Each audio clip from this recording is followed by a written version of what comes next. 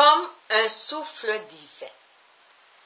Comme une biche soupire après les courants d'eau, ainsi mon âme soupire après toi. Comme une biche soupire après les courants d'eau, ainsi mon âme soupire après toi, mon Dieu. Psaume 42, verset 2.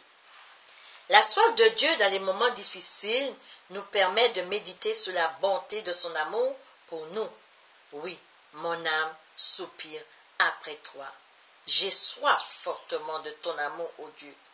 Ne cessons jamais de crier vers Dieu. Quels que soient nos problèmes, n'attendons pas d'être au bout du rouleau pour crier vers lui. En tout temps, faisons monter vers lui nos actions de grâce.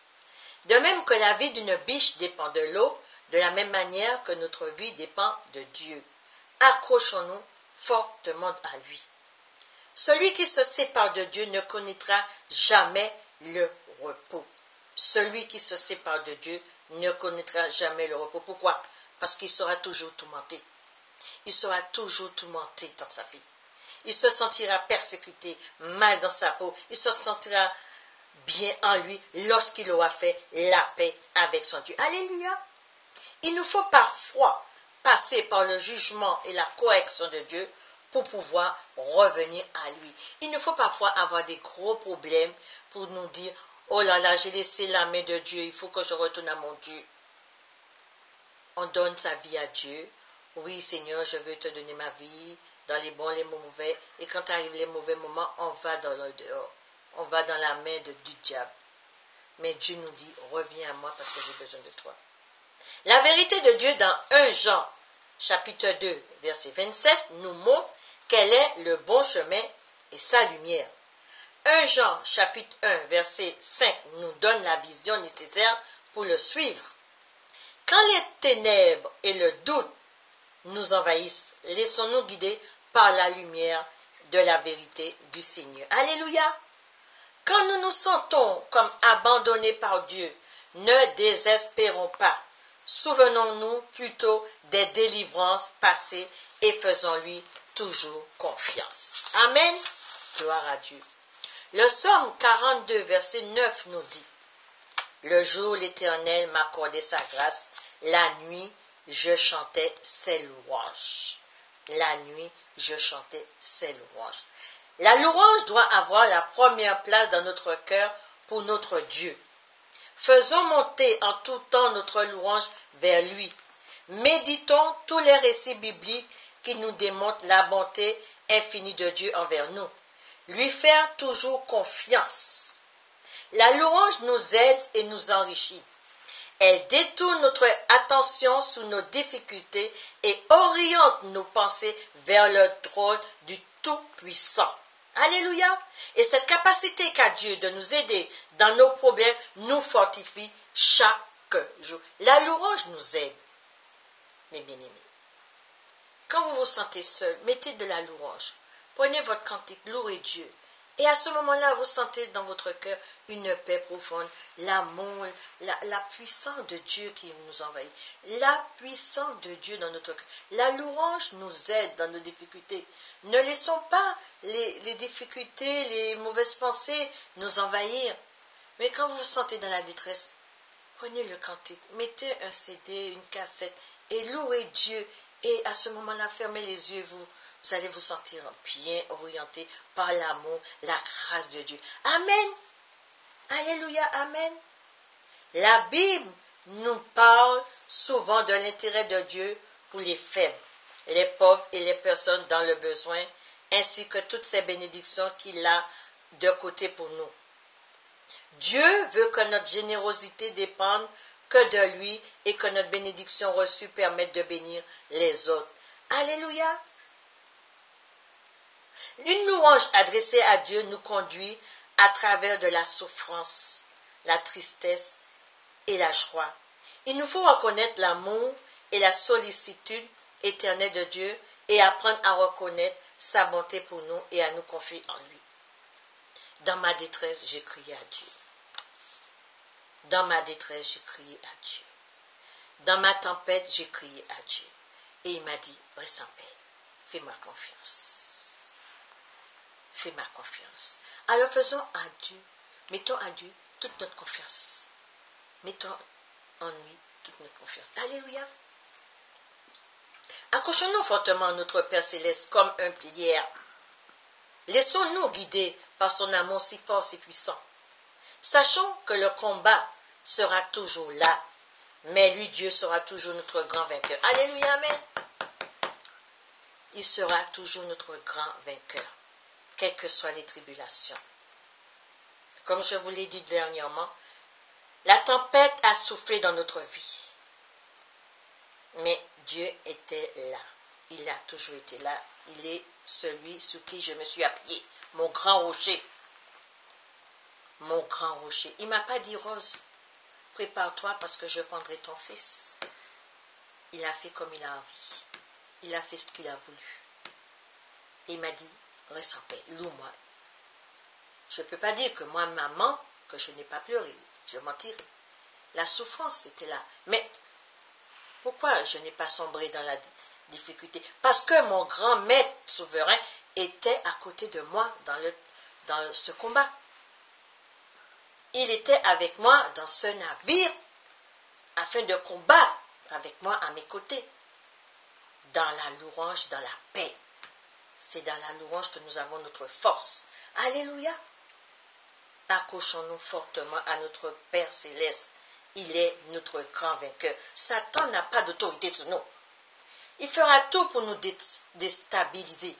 Mais nous serons toujours vainqueurs en celui qui nous fortifie. Amen.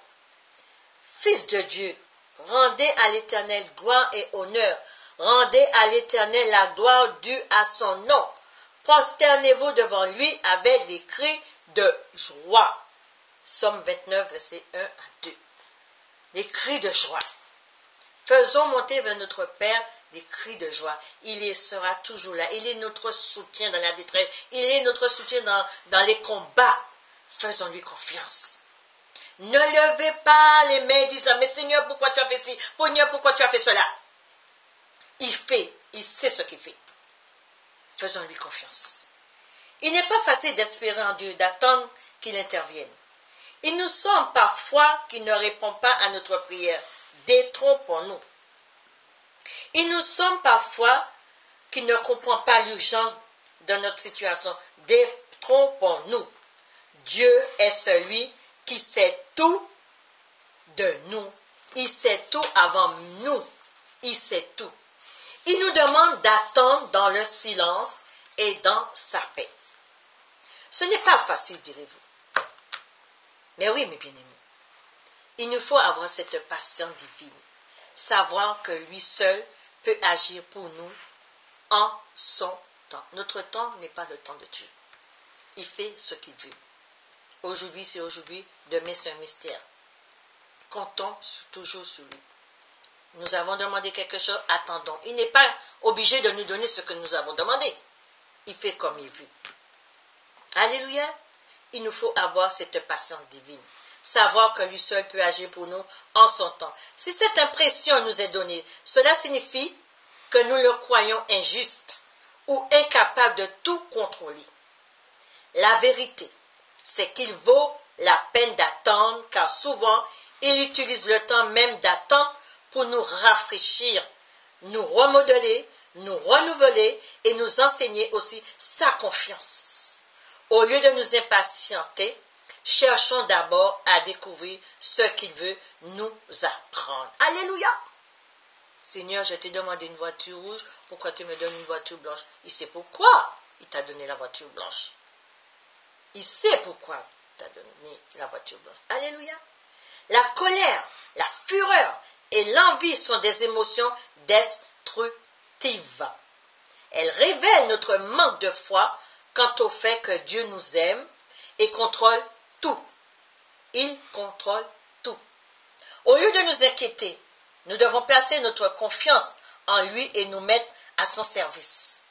Ressasser tout le temps nos problèmes a pour seul résultat de nous rendre anxieux et agressifs, tandis qu'orienter nos pensées sur Dieu et sur sa bonté nous procure la paix. C'est vrai que nous sommes toujours en train de toujours rabâcher les mêmes choses, les mêmes choses, les mêmes choses, les mêmes choses. C'est comme un disque qui est rayé, qui tourne, qui tourne, qui tourne. C'est toujours la même chose que nous avons dans la tête. Toujours les mêmes choses. Mais donnons tout à Dieu. Donnez tout à Dieu. Arrêtons de toujours rabâcher toujours les mêmes problèmes. Oui, tu sais, il m'est arrivé ceci, on rencontre celui-là demain, oui, tu sais, hier, toujours la même chose. Il a dit, venez à moi, déchargez-vous sur moi. Si vous donnez quelque chose à Dieu aujourd'hui, demain, ne reprenez pas ce que vous lui avez donné. Si vous lui redonnez aujourd'hui, lundi, demain, vendredi, vous lui donnez ce que vous ne lui avez pas fait confiance. Arrêtons de toujours rabâcher et encore rabâcher, ruminer toujours les mêmes choses dans notre tête. Faisons confiance à papa. Faisons-lui confiance. Alléluia. Sur quoi focalisons-nous notre attention? Est-ce que notre attention est en Jésus? Est-ce que notre attention est sur lui? Basons-nous notre attention sur notre Père Céleste. Faisons-lui confiance. Faisons-lui confiance. Ne baissons jamais les bras. Le combat de Dieu doit être mené avec une foi ferme. Dieu prend plaisir dans la confiance que nous lui faisons. Et il sait nous le rendre en de bienfaits multiples. Si nous voulons que Dieu dirige notre vie, commençons par rechercher sa volonté, pas notre propre volonté. Faisons confiance en Dieu. Faisons confiance en lui. Seigneur, je te donne tout. Seigneur, je te donne tout ce soir. Demain matin, on se réveille. Ce que nous avons donné à Dieu hier soir, nous le reprenons le lendemain matin. Arrêtons de nous plaindre. Arrêtons de toujours rabâcher toujours la même chose. Il y a des bien-aimés qui nous fatiguent toujours avec les mêmes problèmes en rabâchant toujours la même chose. Arrêtons de nous plaindre. Nous avons notre Dieu sur qui nous devons tout donner. Lui remettre tout. Remettons tout à Dieu et laissons-le faire. Nous voulons conduire notre vie nous-mêmes. Dieu est celui qui sait tout. Prenons le temps d'attendre les promesses de Dieu, car lui seul est en mesure de nous accorder ce qui est bon. Alléluia! Lui seul est en mesure de nous dire ce que nous devons faire. Il y a un problème, Seigneur, voilà mon problème. Donnons-lui ce problème et arrêtons. Attendons. Arrêtons le résultat. Non, on récolte. Oui, Seigneur, j'ai encore des problèmes. Et encore, la machine est encore partie. Et patati, et patata, et ça recommence. Il y a des bien-aimés qui nous fatiguent. Ils nous fatiguent. Toujours en train de se plaindre. La puissance qui contrôle notre vie et qui a ressuscité Jésus-Christ est aussi à notre disposition pour nos problèmes. Dieu est celui qui peut résoudre nos problèmes. Si nous sommes faibles et désespérés, Dieu reste notre force. Alléluia! J'ai perdu mon fils. Ça fait 3 semaines. Ma force est en Jésus-Christ. Ma force est en Jésus-Christ parce qu'il m'a dit, fais ma confiance. Loue-moi, sois fort. Et continue de faire mon travail. Je n'ai pas dit, mais Seigneur, je viens de perdre mon fils. Non, tu continues de faire mon travail. Alléluia. Pourquoi? Parce que je mis ma confiance en lui. J'ai bâti ma force sur lui. Il est ma force. Il est mon rocher sur qui je mets toute ma confiance. Dieu est pour moi mon seul refuge. Alléluia. Dieu est pour nous un refuge et un appui, un secours toujours présent dans la détresse. Avançons, mes bien-aimés. Avançons. Arrêtons de regarder en arrière, mais avançons avec Christ. Faisons-lui confiance. Quels que soient les problèmes, les tribulations, quel que soit ce qu'il y a, le bateau est en train de couler, votre foyer est en train de couler, levez les yeux vers Dieu. Il ne nous avertit pas. Il ne nous dit pas, oui, fais attention, demain matin, tu vas avoir des problèmes dans ton foyer. C'est à nous d'être vigilants toutes choses et de lui faire confiance. Alléluia. Soyez bénis. On se bénit. Évangélisation. Amen.